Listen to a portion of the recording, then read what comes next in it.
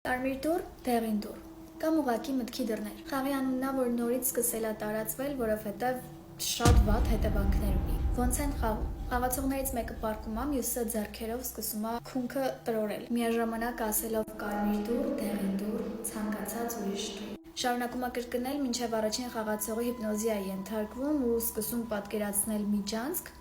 ու մի քանի դուռ։ Ընտրում է դռներից մեկը, մտնում ներս ու նկարագրում, թե ինչ է տեսել։ Դռների հետևում մեր ենթագիտակցությունն է։ Խաղացողները տեսնում են իրենց ամենամեծ վախերը։ Որոշ դեպքերում լավ հիշողություններ, ոմանք տեսնում են իրենց կամ ինչ-որ երևույթ, որ իրենց տեսքով է ներկայանում։ Կարմիր ու դեղին դռներից բացի կա նաև սև դուռ,